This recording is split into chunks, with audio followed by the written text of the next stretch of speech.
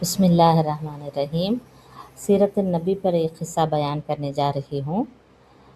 لوگ یہ کہتے ہیں کہ آپ صلی اللہ علیہ وسلم جب ہجرت کر کے مدینہ تشریف لائے تو آپ ابو ایوب انصاری رضی اللہ تعالیٰ عنہ کے مکان میں قیام پذیر ہوئے، حالانکہ آپ صلی اللہ علیہ وسلم خود اپنے مکان میں ٹھہرے۔ وہ کیسے، اسے سنیں۔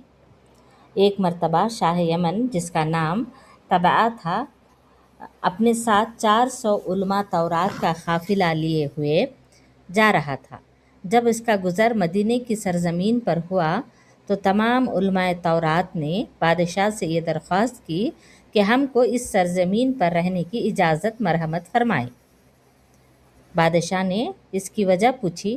علماء نے کہا کہ ہم نے انبیاء علیہ السلام کے صحیفوں میں لکھا دیکھا ہے کہ آخر زمانے میں ایک نبی پیدا ہوں گے جن کا نام محمد صلی اللہ علیہ وسلم ہوگا، وہ اسی سرزمین میں ہجرت کریں گے جہاں اس وقت ہم ہیں۔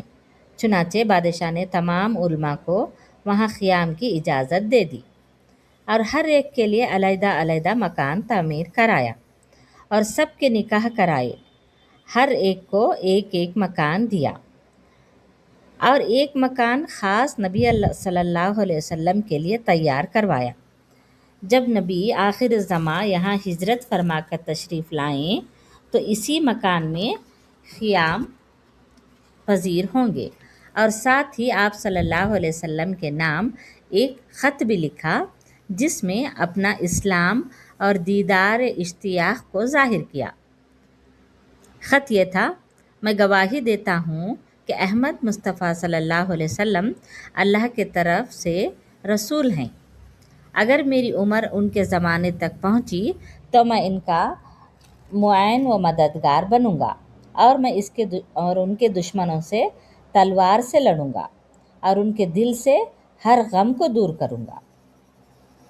بادشاہ نے اس خط پر مہر بھی لگائی اور ان علماء میں سے ایک عالم کے سپرد کیا کہ اگر تم اس نبی آخر الزماں کا زمانہ پاؤ تو میرا یہ عریضہ پیش کر دینا، ورنہ پھر تم بھی اپنی اولاد کو یہ خط سپرد کر کے یہی وصیت کر دینا جو میں نے تم کو کی ہے۔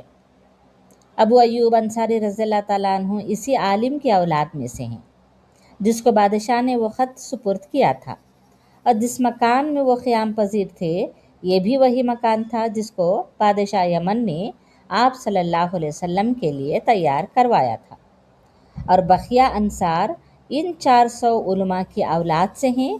چنانچہ آپ صلی اللہ علیہ وسلم کی اونٹنی اللہ کے حکم سے اسی مکان کے دروازے پر جا کر ٹھہری۔ کہا جاتا ہے کہ آپ صلی اللہ علیہ وسلم کی تشریف آوری کے بعد حضرت ابو ایوب انصاری رضی اللہ تعالیٰ عنہ نے وہ عریضہ جس میں وہ اشعار لکھے ہوئے تھے بادشاہ کی طرف سے آپ صلی اللہ علیہ وسلم کی خدمت میں پیش کیا۔ اس لیے اب یہ کہنا بے جانا ہوگا کہ آپ صلی اللہ علیہ وسلم جب ہجرت کر کے مدینہ منورہ تشریف لائے تو ابو ایوب انصاری رضی اللہ تعالیٰ عنہ کے مکان پر نہیں بلکہ اپنے مکان پر اترے، اسی لیے کہ یہ مکان تو اصل میں آپ صلی اللہ علیہ وسلم ہی کے لیے تیار کروایا گیا تھا۔